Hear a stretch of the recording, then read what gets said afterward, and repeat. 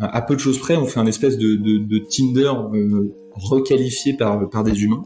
Et en fait, on donne du coup accès à plus de candidats à nos clients pour qu'ils puissent programmer plus d'entretiens plus rapidement et donc in fine recruter plus vite. Que si tu veux être capable de vendre à quelqu'un, sois capable de le prospecter, parce que si tu es capable de le prospecter, ça veut dire que tu es intimement convaincu de la valeur que tu peux leur apporter et de ta capacité à identifier des douleurs que eux-mêmes ne connaissent pas. Le Japon est l'un des pays les plus mauvais en anglais dans lequel je suis allé. Alors j'ai pas fait énormément de pays, mais c'est très très difficile de se faire comprendre. Ils parlent vraiment pas anglais. Et c'est même des personnes qui ont un niveau de qualification important. Et moi, je me souviens que ça m'avait particulièrement surpris. T'échanges avec des ingénieurs et c'est du langage des signes. Bienvenue à tous dans ce nouvel épisode de System Sales, le podcast qui interviewe les ingénieurs au parcours atypique dans la vente, l'entrepreneuriat ou la transition énergétique. Dans ce 5e épisode, je reçois Arthur Sevestre, cofondateur de Nosmo, une nouvelle solution pour révolutionner le recrutement des commerciaux. Je l'ai contacté suite à ses commentaires sur un de mes posts LinkedIn, car par hasard j'ai découvert que nous partagions tous les deux une passion commune pour Alain Damasio, l'auteur du célèbre roman de science-fiction La Horde du Contrevent. Et ça, je peux vous dire que c'est quand même rare. Arthur m'a ensuite expliqué son parcours et j'ai été frappé par son énergie et sa capacité à rebondir après les échecs. Je ne pouvais pas passer à côté d'une interview avec lui. Arthur va nous parler de Nosmo, son entreprise, cofondée avec son associé Clément Sécheresse, de sa vision du marché du recrutement, mais aussi de ses expériences en Asie et de son amour du métier de commercial. Si vous souhaitez soutenir ce podcast, m'encourager et donc pouvoir continuer à écouter ces passionnantes interviews, je vous encourage à le noter 5 étoiles sur Apple Podcasts et à laisser votre avis, soit sur la page du blog, soit directement sur iTunes. Je lirai une sélection de vos commentaires à chaque début d'épisode. Aujourd'hui, je vais vous partager le message de Gilles76. Je vous explique. Passionnant ce témoignage, au-delà du parcours exceptionnel de l'intervenant, les sujets abordés sont traités avec une approche technique sans dogmatisme et compréhensible par tous. Bravo également pour l'intervieweur, ça c'est moi, et la pertinence de ses interventions. Waouh, vivement le prochain. Bon Gilles76, merci beaucoup pour ton commentaire, ça me va vraiment droit au cœur. En fait, je te dis à dimanche pour l'apéro, hein. Salut mon Gilda. Pour recevoir des conseils sur la vente, des fiches en exclusivité, pour booster ta prise de commande, abonne-toi à la newsletter, je te mets le lien dans la description. newsletter.systemsales.fr. Les abonnés à la newsletter ont le droit de me contacter par email pour me poser des questions et recevoir des conseils gratuitement. Enfin, je dédicace cet épisode sur le recrutement à Elisa Krief de chez Up2. Elisa, si tu nous écoutes, un grand merci à toi. Allez, je vous laisse en compagnie de Arthur, CEO inclassable, dans ce nouvel épisode de System Sales. Bonjour Arthur. Salut Mathieu. Comment vas-tu ? Très bien et toi ? Ça va, je te remercie. Super journée au Havre, toujours pluvieuse, fidèle à ses habitudes. T'habites où toi Arthur ? Aujourd'hui je suis à Paris, mais vocation d'aller à Rennes et je suis normand aussi, donc la pluie et tout ce qui va autour, ça je connais. Ça te connaît, ok, ça marche. Je vais te laisser te présenter. Ouais, avec plaisir. Donc moi c'est Arthur, je suis l'un des cofondateurs de Nosmo. Avant ça, ingénieur INSA à Rennes pour ma part. Je crois que c'est important ici. J'ai jamais exercé en tant qu'ingénieur directement. J'ai tout de suite fait du commerce et petit à petit je suis arrivé dans l'entrepreneuriat et c'est là où je suis aujourd'hui. Et c'est intéressant. Alors pourquoi dès la sortie de l'école d'ingénieur, pourquoi tu as choisi de partir dans le commerce ? Je crois que je me suis toujours dit que j'avais envie de faire une école d'ingénieur, mais que j'avais pas forcément envie d'exercer en tant qu'ingénieur. Je trouvais que le cursus scolaire d'ingénieur était extrêmement formateur et que j'allais y apprendre plein de choses. En plus, les sujets techniques étaient des sujets qui m'intéressaient. Par contre, travailler sur des sujets techniques, coder ou régler des antennes ou optimiser des antennes, puisque j'ai une spécialité télécom, c'est jamais ce qui m'a passionné. Pour autant, j'étais très content de faire des maths et je suis très content d'avoir cette structure-là aujourd'hui. Et donc, en fait, en sortant d'école, j'ai failli être chef de projet quand même sur du déploiement réseau. Et je suis tombé sur un poste en ESN qui avait l'air de me permettre d'échanger avec pas mal de personnes techniques, des ingénieurs télécoms justement. tout en ayant une casquette très commerciale et managériale. Et en fait, ça m'a plu d'aller dans cette voie. D'accord. C'était ton stage, c'était ton premier job? C'était mon stage de fin d'études qui s'est transformé en CDI, effectivement. Et j'ai noté pendant ton parcours d'ingénieur que tu avais eu quelques expériences à l'étranger. Ouais, complètement. C'est vrai que depuis quelques années, je pense que c'est assez classique et assez facilité de partir à l'étranger. Et j'ai eu l'opportunité d'aller 2 fois en Asie et 1 fois aux États-Unis. Donc j'ai complètement saisi ces opportunités-là. Et si tu veux, à peu de choses près, c'était une case à cocher sur un dossier. Donc il y a pas beaucoup de merde. Ouais, mais case à cocher, ok. De là à le refaire plusieurs fois, tu as mentionné 2 fois, voire 3 fois, 2 fois en Asie et 1 fois aux États-Unis. Ouais. Ça veut dire que tu y as quand même trouvé, pris du plaisir. Ah ouais, à chaque fois, c'était des expériences qui étaient exceptionnelles, très différentes les unes des autres. Et tu vois, sur mes 2 passages en Asie, j'ai fait la Chine et le Japon. Je pensais pas que ce serait si différent, ces 2 pays-là. Mais à chaque fois, tu reviens et t'apprécies la France pour ce qu'elle a de bien. Tu vois, t'acceptes plus ce qu'elle a de mal parce que t'es content de ce qu'il y a de bien. Et donc, je regrette pas du tout. Qu'est-ce que ça t'a amené ton expérience en Asie? Qu'est-ce que tu as tiré de justement du temps passé en Chine, au Japon? Est-ce que ça t'a donné des clés supplémentaires par rapport à la vision de ton avenir, ce que tu voulais faire? Je pense que ça m'a donné une certaine ouverture d'esprit. Puis à chaque fois, en fait, sur les 2 fois, je suis parti seul.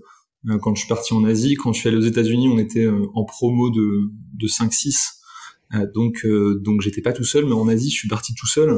Et donc ça permet à 20-22 ans de te remettre dans le bain, de découvrir en complète autonomie un milieu qui est pour le coup résolument différent. Et je pense que ça, tu brises certaines peurs. Tu te rends compte que le monde, il est énorme à explorer. Que découvrir en autonomie, ça demande un petit peu de courage au début, mais t'es récompensé tellement rapidement que ça en vaut le coup. Et après, ouais, t'as envie de voyager, t'as envie de découvrir. Je pense que ça t'apporte une ouverture d'esprit, tout le monde le dit. Je sais pas comment ça se matérialise au quotidien, mais effectivement, t'as cette ouverture d'esprit où tu te dis, mais en fait, tout le monde est différent et tout est possible. Tu as travaillé dans ces 2 pays? J'ai travaillé en Chine, au Japon, j'ai fait de la recherche. En Chine, j'ai travaillé, c'était assez sommaire. Mais en Chine, j'ai pu découvrir pas mal d'industries. Pas mal d'usines où étaient fabriqués des produits de grande consommation occidentaux, et ça t'apporte aussi un regard assez différent. Je sais qu'on entend souvent parler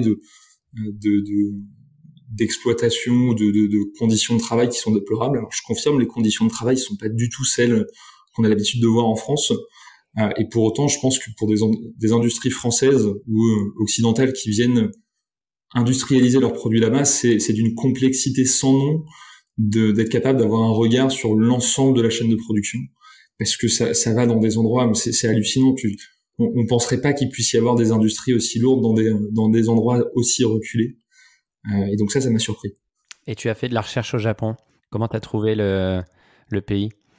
Le Japon, incroyable. Le Japon, quand je suis allé en Chine, on m'a prévenu que le Japon serait résolument différent, complètement.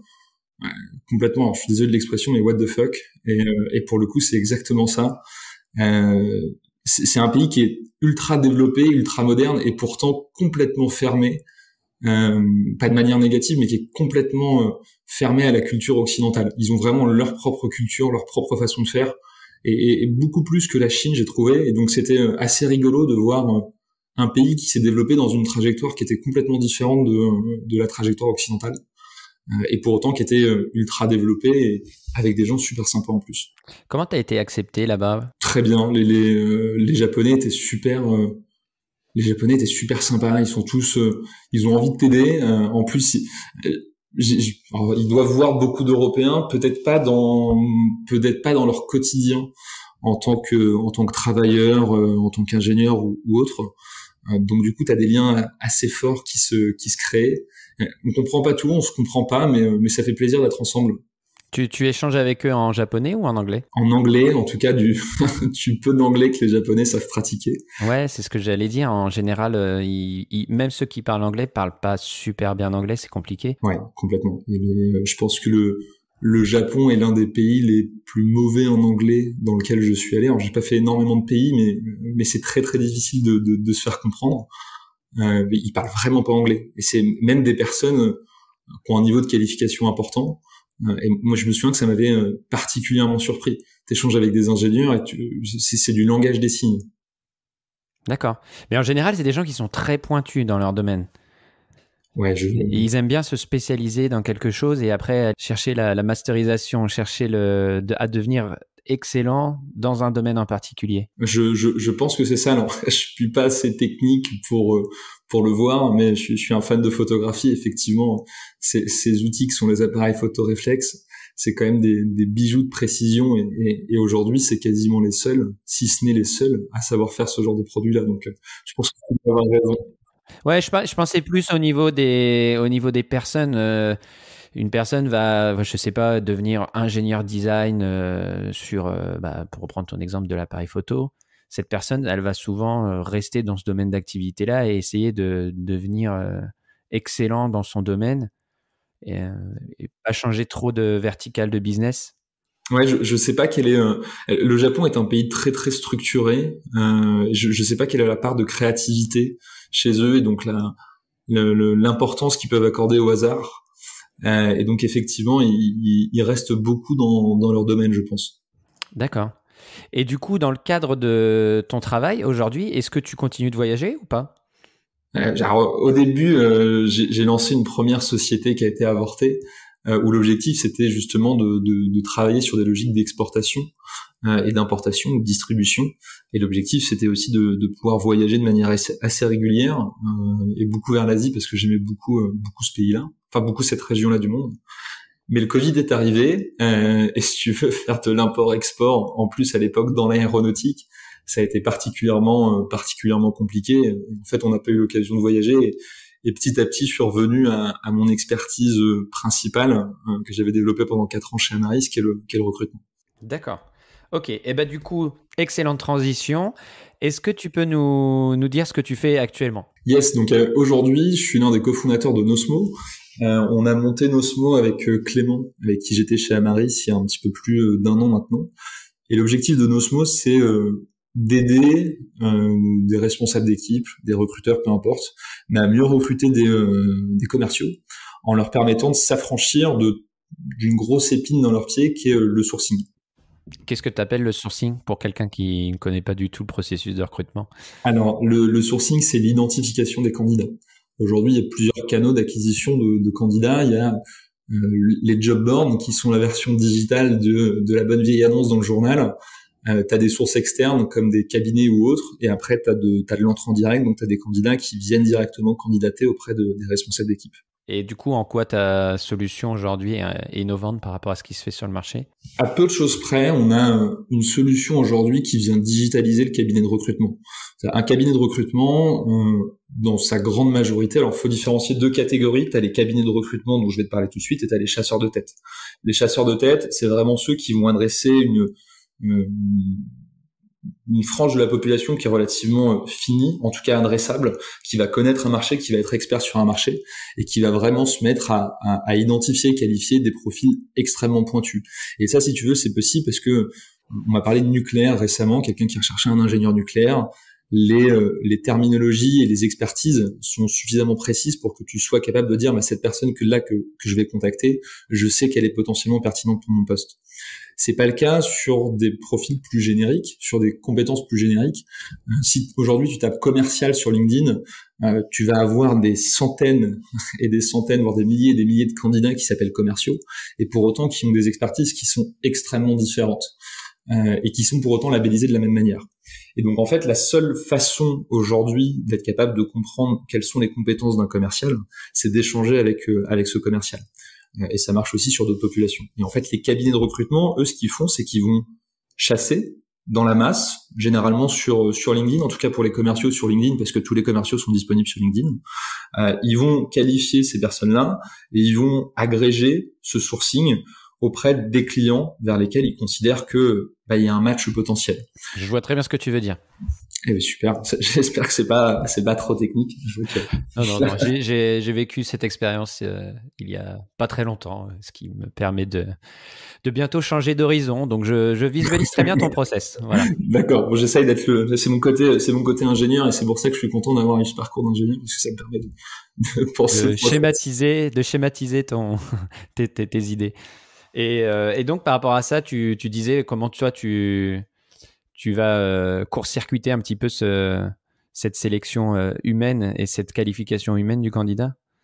Disons que nous, la conviction forte qu'on a, c'est que pour recruter, il faut avoir des processus de recrutement actifs. Et que particulièrement pour des commerciaux, si tu veux ne pas accumuler de la dette commerciale, ce qui est un coût indirect qui est énorme pour les entreprises, ça peut se chiffrer à plusieurs dizaines de milliers d'euros par mois où il te manque un commercial. Il faut que tu recrutes très vite. Et pour recruter très vite, il faut en fait voir des candidats. Et donc nous, on a une solution où quand on agrège le sourcing et quand on qualifie les candidats, on va présenter tous les candidats qui sont potentiellement intéressés par nos clients via une plateforme. À peu de choses près, on fait un espèce de Tinder requalifié par des humains. Et en fait, on donne du coup accès à plus de candidats à nos clients pour qu'ils puissent programmer plus d'entretiens plus rapidement et donc in fine recruter plus vite. Parce qu'on s'est rendu compte que la façon traditionnelle des cabinets de recrutement qui est de partager des candidats, des CV par email, ça marche pas très bien parce que toi en tant que client, en tant que responsable d'équipe, t'as pas envie de recevoir plus de 5 ou 6 CV par semaine. Déjà c'est par mail, ça te prend du temps, ça vient te couper dans ce que tu fais, c'est pas forcément standardiser les informations que tu reçois. Donc c'est pas de cette manière-là que tu as envie de recevoir des CV. Et en fait, tu vas recevoir pas suffisamment de CV par rapport au volume dont tu as besoin pour générer tes processus de recrutement. Et donc nous, en digitalisant tout ça, on espère donner un peu plus de puissance au process de recrutement et permettre aux recruteurs de s'affranchir vraiment de cette partie sourcing qui est, pour avoir échangé avec pas mal de monde et pour en avoir fait pendant quelques années, reste quand même une épine dans les pieds des recruteurs. Justement, ça m'amène à... J'ai plein de questions par rapport à tout ça et pas seulement par rapport au processus de recrutement. La première question qui me vient, c'est, on voit un petit peu partout, alors le CV est mort. Candidat, changez vos canaux d'acquisition, développez votre personal branding, faites des vidéos, écrivez, je sais pas, faites une présentation graphique de vos compétences. Comment, toi, par rapport à ça, tu arrives à assimiler ces nouveaux formats, cette nouvelle façon de se présenter, justement? Disons que le CV est mort, je sais pas, je pense qu'il prend effectivement des formes qui sont très différentes aujourd'hui, il peut être vraiment protéiforme. Maintenant, le CV, je pense qu'il reste super important, alors peut-être pas sous sa forme actuelle encore une fois, mais pour te donner des indications extrêmement factuelles et qualitatives, quantitatives sur le candidat. Le problème aujourd'hui, c'est que avec la digitalisation, le volume de candidats que tu reçois en entrée, peu importe ton canal, il est énorme. Il est énorme et tu te retrouves à devoir trier des candidats qui, pour le coup, candidatent n'importe où et n'importe comment. Et ce que je peux comprendre, parce que je pense que derrière, il y a des abus des deux côtés, et du côté candidat et du côté recruteur. Et donc toi, en tant que recruteur, faire la différence sur un CV aujourd'hui, ça devient assez compliqué. On est d'accord. Une vidéo, ça peut être, ça dépend vraiment de ton canal d'acquisition. Mais je pense que ce CV, cette base de vraiment qu'est-ce que tu as fait, mais de manière très concrète, il est super important. Et je pense que si tout le monde avait un super CV qualitatif, relativement normalisé dans les termes, le process de recrutement pourrait se concentrer sur ce qui est à mon avis d'important, c'est le fit culturel, le fit organisationnel et la réelle motivation du candidat à rejoindre une entreprise. Et ce qui aujourd'hui, on sent qu'avec la digitalisation, les processus se perdent un peu dans la façon dont, ok, qu'est-ce qui fait qu'on a envie de recruter quelqu'un ? Et du coup, comment tu fonctionnes par rapport à ça? Toi, ton but, c'est d'améliorer le sourcing, mais est-ce que tu fais aussi par rapport aux candidats qui arrivent sur ton site, est-ce que tu extrais justement, en plus de leurs hard skills, donc les hard skills, les compétences acquises par rapport à leur métier, leurs études, etc., est-ce que tu extrais aussi une partie de soft skills pour justement vérifier un match avec les attentes de tes clients, des recruteurs? Alors justement, pas du tout, et on n'a pas envie de le faire. Ok. Je suis alors, tout le monde a une définition différente des soft skills. Moi, je crois que c'est d'un point de vue très général la personnalité du candidat, avec effectivement derrière des appétences à être rigoureux, à répondre aux mails, un niveau d'engagement, de confiance, etc. La liste est très longue, et je crois de manière très forte à la nécessité d'avoir une adéquation sur ces soft skills, si on les définit comme ça, entre une personne, un candidat, et l'équipe dans laquelle il ou elle va être recruté. Pour autant, je crois que cette évaluation-là, aujourd'hui, la manière la plus efficace qu'on a de la faire, elle est très humaine. Et en fait, je pense que les recruteurs devraient travailler à fond leur empathie. Le problème de la qualification des soft skills dans un cadre, par exemple, numérique, digital, ou fait par une tierce personne, c'est qu'en fait, tu vas évaluer les contextes dans un soft skills, tu vas évaluer, les soft skills dans un contexte, excuse-moi pour ce petit mot, mais tu vas évaluer les soft skills dans un contexte qui n'est pas celui de ton entreprise. Et donc, l'expression de tes soft skills, qui est très dépendante du contexte, de la personne que tu as face à toi, va forcément être biaisée par rapport à ce contexte-là dans lequel tu as mis le candidat. Et donc, nous, notre parti pris, c'est vraiment de se concentrer sur les hard skills. On va qualifier à fond ce qu'a fait le candidat, qu'est-ce qu'il a vendu, à qui il a vendu, comment il a vendu, quels ont été ses résultats, comment il se compare par rapport au reste de sa société, etc., etc. Et on va dire, ok, maintenant que vous avez tous ces éléments-là, monsieur le client, vous avez vraiment les hard skills, vous savez que le candidat peut correspondre aux besoins techniques que vous avez, ben, vous avez plus qu'à le valider de manière culturelle et organisationnelle. Ok, bien, c'est intéressant. Mais en même temps, pour avoir passé donc quelques entretiens dernièrement pour une entreprise. Cette entreprise m'a envoyé un questionnaire à réaliser en ligne. Alors, je vais pas donner le nom parce que je vais pas faire de placement de produit, mais voilà, si l'entreprise qui a fait ce questionnaire en ligne se reconnaît, il n'y a pas de souci. Je suis prêt à faire un placement de produit contre du sponsoring. Bon, blague commerciale. Ouais, c'est ça, exactement. Donc, blague à part, donc l'entreprise m'a envoyé un questionnaire à remplir en ligne. Alors voilà, j'ai cliqué des questions. Il y avait à peine de réponses, donc fallait cliquer à droite, à gauche. C'était très rébarbatif, très très très pénible. Ça a duré 3 fois 15 minutes, 3 fois 20 minutes. Et ben au final, crois-le ou non, le résultat a mappé ma personnalité, a fait un espèce de match avec quelle fonction, quel métier me conviendrait le mieux. Ok, j'étais content de voir que le résultat qui était sorti, c'était Head of Sales. Ça tombait plutôt bien. Mais franchement, j'ai été bluffé par l'outil informatique. Donc, du coup, ça contredit ou pas ce que tu viens de me dire. Mais ouais, je sais pas. On peut peut-être digitaliser l'acquisition des soft skills. Ouais. Je comprends ce que tu veux dire. Pour le coup, moi, je l'ai fait 2 fois avec 2 outils différents. Il y en a un avec lequel je pense que ça a bien marché. En tout cas, quand mes proches l'ont lu, ils m'ont dit que ça correspondait plutôt bien à qui j'étais. Et effectivement, c'était un rapport de 12 pages. Donc, c'était quelque chose qui était assez précis aussi. Et je l'ai fait une autre fois avec un autre outil où là, c'était un peu pareil.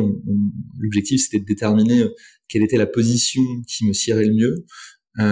Et pour le coup, la position dans laquelle a priori, je m'éclaterais le moins après ce second test, c'était l'entrepreneuriat.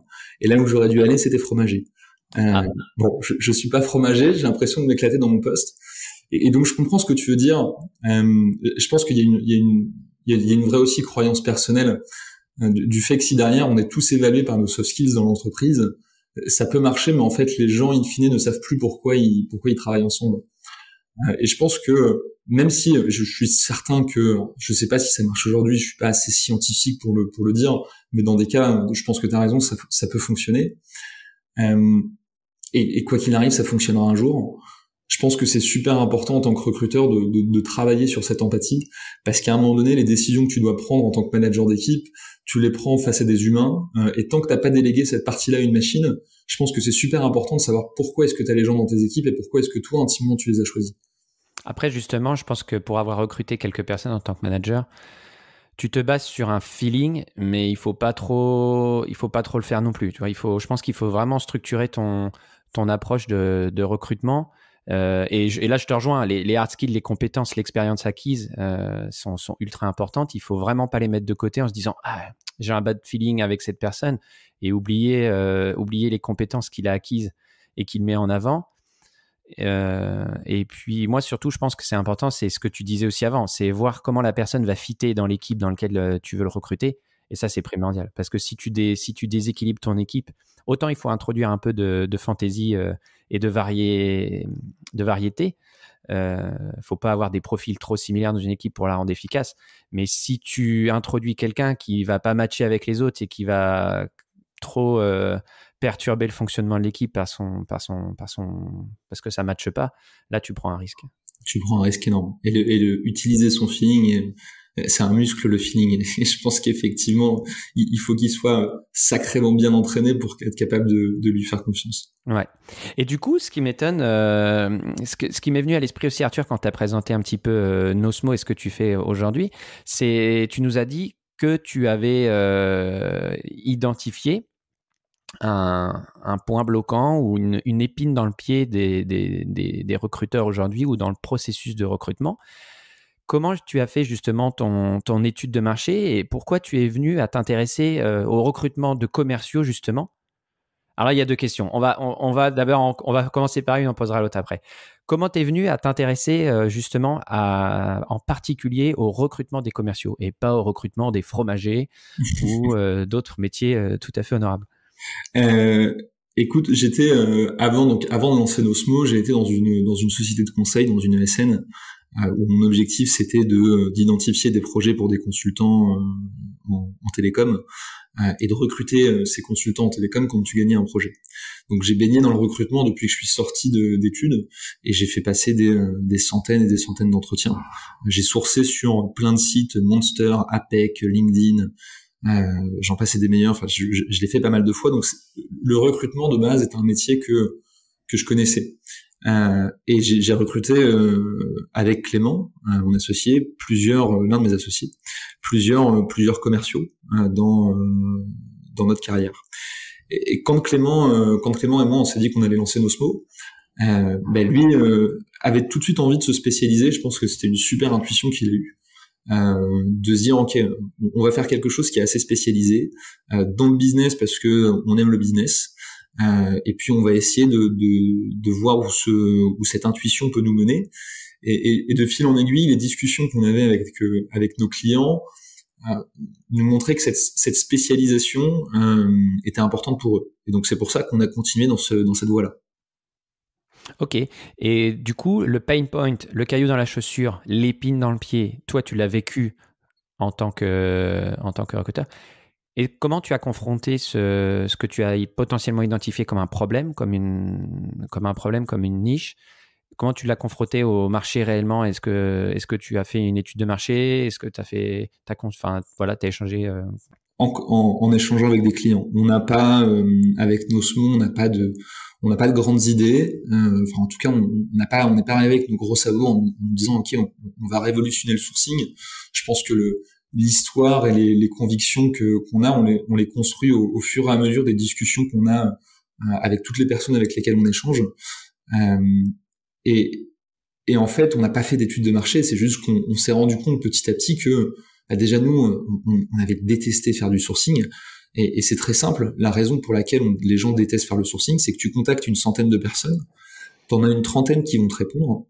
Sur les 30, sur les 30, tu vas passer un quart d'heure au téléphone avec eux. Tu sais, c'est ces petits points de préqualification en amont des processus de recrutement pour décider si oui ou non tu vas faire rentrer un candidat dans un processus de recrutement.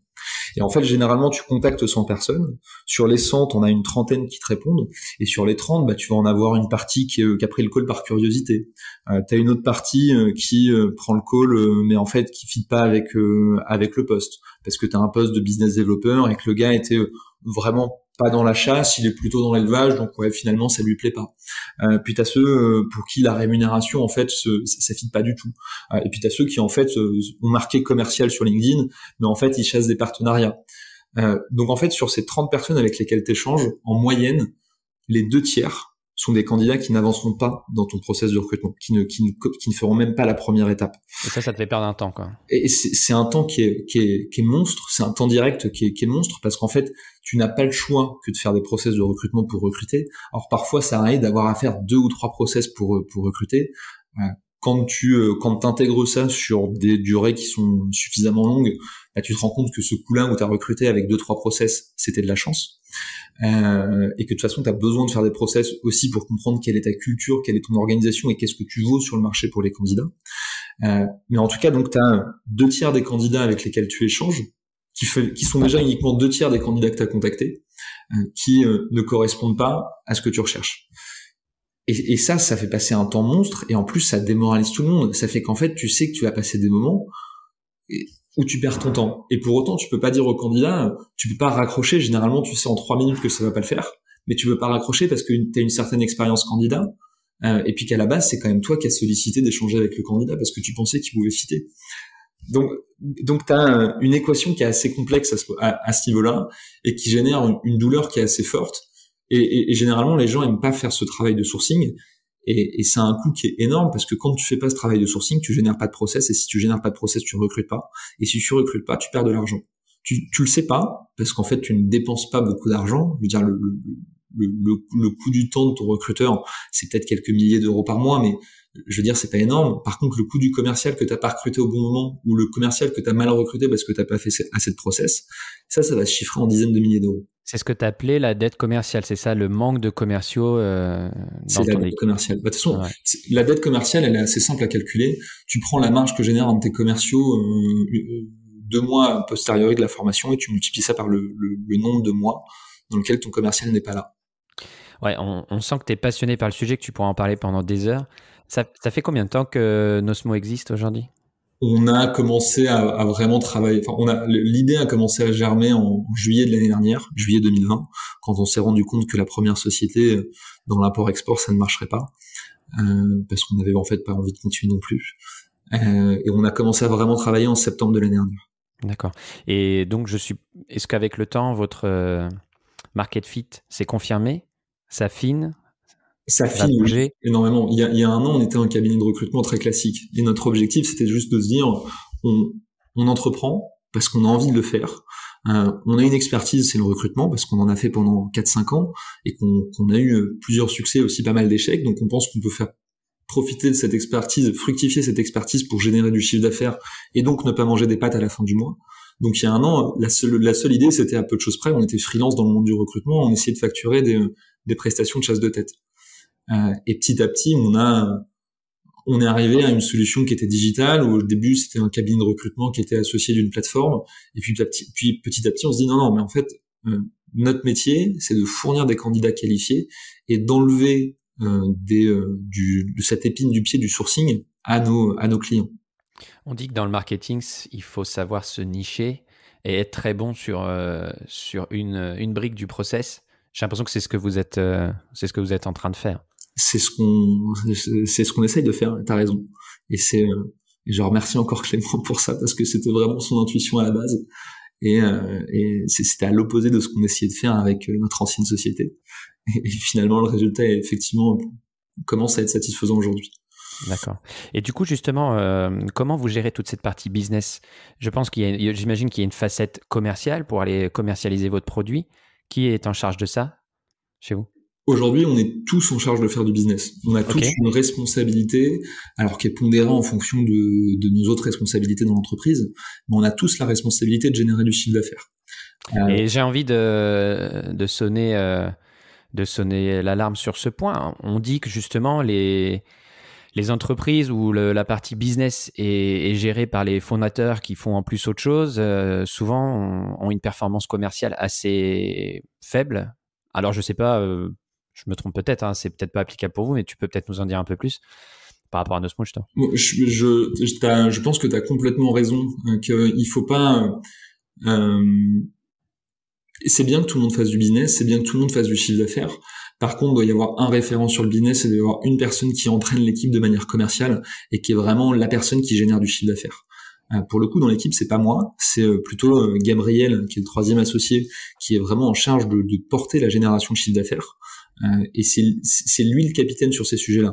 Moi, je suis plutôt l'exécutant derrière lui d'une stratégie commerciale qu'on co-construit d'un point de vue associé, mais que lui va dérouler d'un point de vue plus opérationnel. Et donc c'est lui qui porte cette responsabilité-là.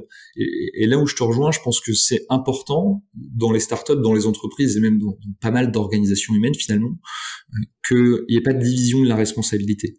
Si tu divises la responsabilité, j'ai n'importe quoi. Moi, je m'occupe aussi du produit côté Nosmo et d'autres sujets. Forcément, j'ai des disponibilités en termes de temps qui sont plus faibles que celles de Gabriel. Et donc, si je deviens le référent business, en fait, l'étalon pour faire du business, ça va être la personne qui dépense pas 100% de son temps pour faire du business. Et là, je pense que les équipes savent plus où est le nord, si tu veux. Et c'est là où je te rejoins. Je pense que c'est bien que tout le monde fasse du business, et je pense que dans une entreprise, chaque salarié est responsable de générer du chiffre d'affaires d'une manière ou d'une autre. Ça peut être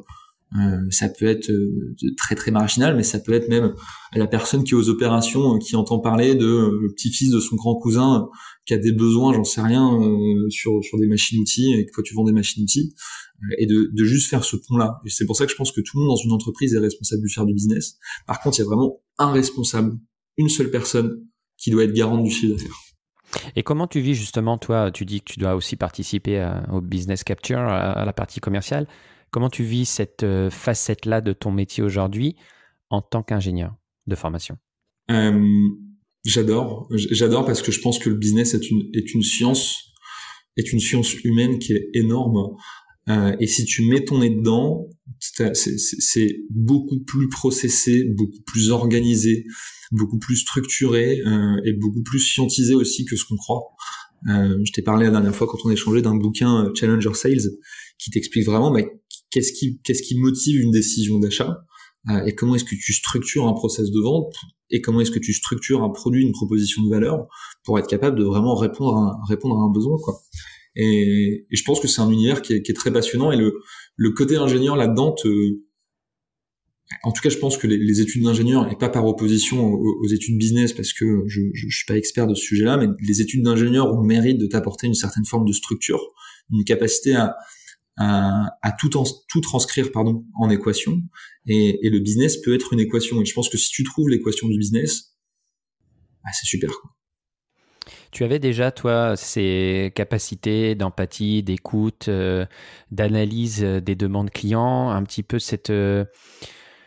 Alors là, je vais faire le portrait idéal du vendeur idéal, du commercial idéal, technique, on va dire, mais c'est ce côté un petit peu closer, celui qui va créer un petit peu la tension positive, qui va être assis en consultant auprès des clients. Tu vois, toutes les facettes qui font un bon commercial et qui demandent du temps à développer, mais qui, je pense, sont aussi un peu déjà innées ou présentes dans la personnalité de la personne. Toi, tu avais déjà un petit peu, on revient aux soft skills, ces capacités-là. Comment tu les as fait monter aussi tu les as améliorées? Je pense que j'ai une base peut-être sur la communication, mais sinon sur la partie vraiment technique de vente, j'ai rien du tout, j'avais rien, et je pense même que j'étais pas bon. Quand j'ai commencé en ESN, c'est un métier où peut-être que je vais me faire taper sur les doigts, mais je trouve à titre très personnel qu'avant une certaine étape dans ta carrière, parce qu'il faut jamais être absolu, il faut modérer ses propos, mais tu ne vends pas, tu vas traiter des besoins. Et les traitements de besoins que tu réalises te permettent de générer du chiffre d'affaires. Et ça, c'est ce que j'ai fait pendant 4 ans. Mais en fait, à peu de choses près, tu ne vends pas. Tu vas éventuellement faire un peu de négociation avec des services achats, etc. Mais tu vas pas être dans vraiment l'identification d'une douleur chez un client que tu vas solutionner avec un produit que tu peux avoir. Et là, c'est quelque chose qu'on doit apprendre avec Nosmo, parce qu'on est sur certaines manières, en opposition avec ce que le marché a fait de manière historique, c'est-à-dire les cabinets de recrutement. On est en opposition notamment sur le business model. On n'a pas du tout la même volonté de facturer ce que faisaient les cabinets de recrutement. Et donc ça, j'apprends au quotidien, et pour le coup, c'est assez dur d'avoir cette posture de poser les bonnes questions, de savoir quelle question peser après l'autre, Et tout ça, c'est très très nouveau pour moi. Et c'est très différent de dire ouais salut, qu'est-ce que vous avez comme besoin aujourd'hui et comment je peux y répondre, quoi. J'ai beaucoup aimé ce que tu as dit. Je pense qu'on bascule beaucoup d'ingénieurs dans des fonctions commerciales et ils se contentent de traiter du besoin et ça fonctionne, hein, bon an, mal an. Je pense Oui, que ça fonctionne très bien. ça fonctionne très bien dans l'industrie un peu plus classique. Je pense que effectivement, ça suffit pour rentrer du business entrant et traiter et faire un chiffre d'affaires assez constant. Par contre, on s'est rendu compte qu'avec la crise Covid, le business entrant, il s'était un petit peu tari pour beaucoup d'entreprises et les entreprises se sont rendues compte que leur canal de vente, leur process de vente était assez pauvre et notamment en prospection. Et c'est vrai que la prospection, on rentre là vraiment dans le dur du métier de commercial. Et je pense que la prospection, c'est la prospection, la qualification, c'est la facette qui s'apprend, mais qui ne s'apprend pas sur le terrain, qui n'est pas inné et qui rejoint ce que tu disais, qui nécessite de comprendre où est le pain point d'un client et comment je l'adresse, quoi. Ouais, et puis c'est comprendre, prospecter quelqu'un, c'est être intimement convaincu. Enfin, si tu veux faire une bonne prospection, on bosse avec des coachs en vente qui s'appellent Jab et qui sont excellents sur le sujet et qui disent que si tu veux être capable de vendre à quelqu'un, sois capable de le prospecter, parce que si tu es capable de le prospecter, ça veut dire que tu es intimement convaincu de la valeur que tu peux leur apporter et de ta capacité à identifier des douleurs que eux-mêmes ne connaissent pas. Et ça, c'est excellent. Ouais, carrément. Et comment par rapport à l'entrepreneuriat, tu nous as dit que tu avais tout de suite voulu switcher sur de l'entrepreneuriat en sortie d'école. Qu'est-ce qui a Pourtant, tu as quand même travaillé dans une entreprise, si j'ai bien suivi. Ouais. Qu'est-ce J'ai fait 4 ans chez Amaris. Ouais, c'est ça. Et du coup, c'est quoi c'est quoi les clés, c'est quoi les facteurs qui ont fait que tu t'es dit là, le salariat, c'est pas pour moi, je veux entreprendre? Ouais, je pense qu'il y a un contexte familial pour ma part qui fait que j'ai baigné dans des sujets d'entrepreneuriat depuis que je suis quasiment tout petit. Il y a une recherche de liberté aussi. Alors, je pense que la liberté a un coût, c'est la responsabilité. Et l'entrepreneuriat, je pense que c'est tu fais partie de l'échelle haute en termes de prise de responsabilité parce que t'as plus le choix, t'es tout seul face à ton écran ou face à ton téléphone en 2021 et il faut que tu réussisses à trouver de quoi te faire vivre. Et après, il y a un dernier facteur. Je pense que j'avais pas forcément la vocation d'entreprendre aussitôt, mais je suis arrivé dans une étape dans mon ancienne entreprise où je commençais à avoir un peu de responsabilité. J'étais plus forcément en adéquation avec la stratégie de l'entreprise et donc on était plus d'accord entre nous. Je pense que c'est un parcours qui est assez classique. Et in fine, je me suis dit je pars et à cette époque-là, j'avais rencontré un copain qui voulait entreprendre aussi. On s'est dit vas-y, on y va tous les deux. Je pense que s'il avait pas été là, j'aurais pas entrepris tout de suite et j'aurais été pour le coup vraiment paumé. Je sais pas du tout ce que j'aurais fait. Je me posais la question à l'époque, qu'est-ce que je vais faire? Parce que j'avais envie de trouver un idéal à suivre. Je pense que l'entrepreneuriat c'est pas une fin en soi. Et j'aurais pu c'est juste qu'à l'époque je me suis pas permis d'aller trouver quelqu'un que j'aurais eu envie de suivre et je pense que j'étais à une étape de ma vie où j'avais envie de soit me créer ma propre route, soit de suivre quelqu'un. Je pense que dans l'univers des startups, c'est peut-être possible, j'en sais rien, mais qu'est-ce qui fait aujourd'hui, à ton avis, que les gens quittent de plus en plus les entreprises pour l'entrepreneuriat, justement? Et du coup, la question qui me vient, c'est pourquoi les gens, pourquoi leur capacité d'entreprendre, les gens n'arrivent pas à les mettre en pratique ou au service au sein d'une entreprise, justement? Parce que c'est une question qui est super complexe. Ouais, là, je t'ai envoyé une grosse. C'est le gros boulet de canon de l'interview, là. Mais tu vois, moi, par exemple, ça me mettait hors de moi de me dire que je dois poser des congés, quoi.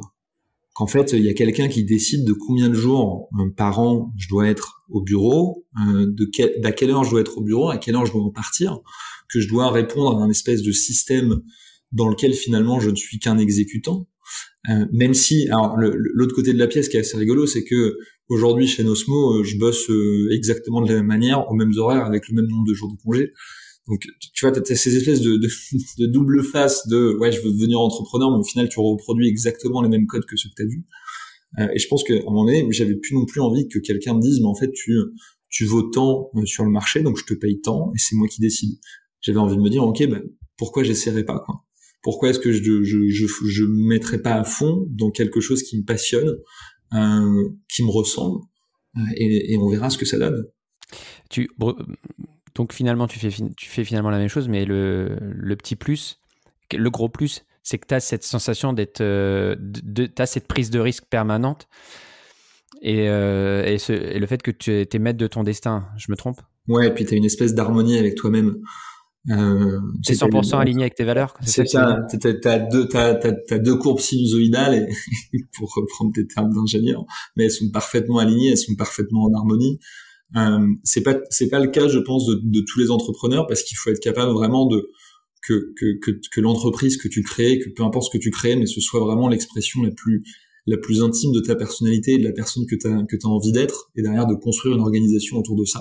Alors c'est ultra égocentrique, hein, de toute façon l'entrepreneuriat, je pense que c'est un truc, il y a des problèmes d'ego derrière, mais quand tu réussis à faire ça, ce qui te revient dans la figure, c'est du bonheur puissance 10, parce qu'en fait toi tu construis comme des Lego, mais en fait tu construis l'idée que tu te faisais pour le coup d'une entreprise ou d'une organisation humaine.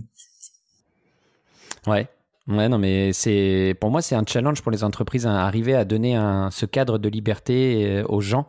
Alors, pas liberté dans l'emploi du temps ou physiquement, etc., mais donner justement aux talents cette capacité de mettre en application leur envie de création et d'entreprendre et de s'identifier à un objectif commun. Mm-hmm. Ah, tu sais, t'as cette pyramide de Maslow où finalement, depuis l'un des grands changements de notre génération, c'est qu'on arrive au dernier step connu de la pyramide, parce que tous les autres steps, en tout cas dans les pays développés, ils sont remplis.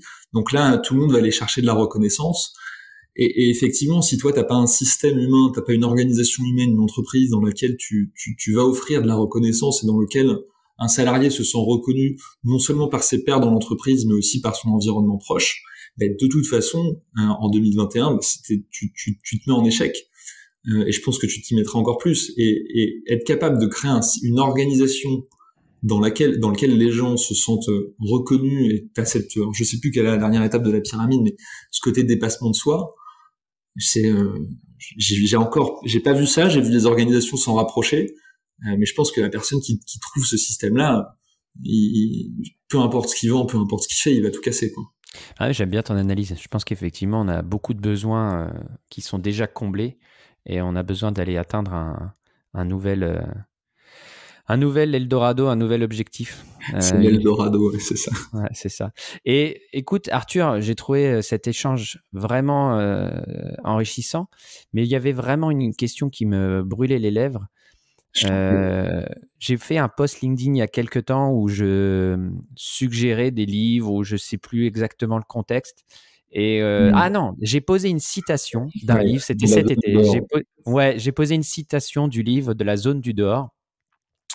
Et toi, tu m'as répondu que tu connaissais non seulement le livre et l'auteur, mais que tu avais beaucoup aimé La Horde du Contrevent. Ah ouais, j'ai adoré. Ouais, et c'est marrant parce que je l'ai prêté à un copain, à plusieurs personnes. Il y a des gens qui adorent, il y a des gens qui adhèrent pas du tout. Est-ce que tu peux me dire qu'est-ce que tu as aimé dans ce livre exactement, si tu t'en rappelles, hein. Ah oui, je m'en souviens très bien. Il m'a marqué ce bouquin. On m'avait prévenu qu'il allait me marquer, mais effectivement, déjà, il faut reconnaître une chose, c'est la technicité de l'auteur, d'Alain Damasio. C'est un maître des mots, c'est un maître de la langue française.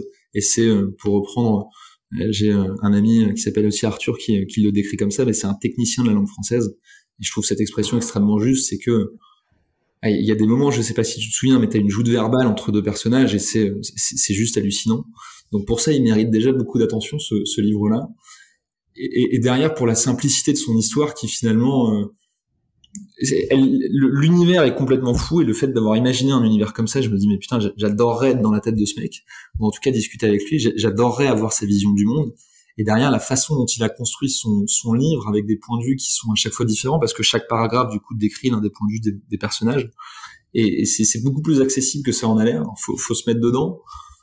Mais et la finalité de ce bouquin-là, je trouve ça ressemble un peu à l'entrepreneuriat sur certaines manières. Alors je voudrais pas spoiler, mais du coup il m'a touché, quoi. C'est toujours de plus en plus dur, mais pour quel but? C'est un peu comme ça peut-être que je pourrais le résumer. Ce qui est fou, c'est comment il arrive à décrire la vie de ce groupe de personnages qui finalement passent des années ensemble, et ce comportement de tribu. Effectivement, toi, en tant qu'entrepreneur, tu dois te retrouver un peu là-dedans, non? Complètement. Tu t'amènes et tu dois emmener l'équipe. Ouais. Tu dois emmener l'équipe, et puis en plus, t'as justement tout ce côté égocentrique dans le bouquin. C'est t'emmènes l'équipe, mais en tant que leader, dans un unique but qui est un but complètement égocentrique. Et derrière, tu vas essayer de motiver l'équipe en le justifiant, et en les touchant très personnellement, tous ces personnages-là, et pour qu'ils aillent chercher une reconnaissance. Justement, on revient sur la pyramide de Maslow. Et donc oui, je pense que c'est un vrai parallèle assez intéressant avec l'entrepreneuriat. Ok. Écoute, pendant que tu parlais du Japon tout à l'heure, il y a un bouquin, je ne sais pas si tu le connais, moi je te conseille fortement, ça s'appelle Tokyo Vice. Yes. Ça a été écrit par un journaliste au cœur du fonctionnement de la police japonaise et de la mafia japonaise.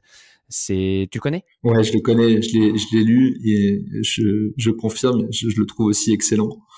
Et très dur quand même. Il y a des moments où tu te dis merde, est-ce que c'est de la fiction, est-ce que c'est du réel, et tu te rends compte que c'est du réel, et tu te dis waouh, dans un pays comme le Japon, ça fait bizarre. Ouais, et moi, bon, j'idéalisais. Alors, je connais très bien le Japon par ma pratique martiale. J'ai été en vacances là-bas un bon mois. On t'idéalise un peu le pays, et c'est vrai que le bouquin te décrit la culture japonaise pas de la plus belle des manières. Tu réalises que c'est quand même un pays très très dur. Ouais, exactement, c'est le bon mot.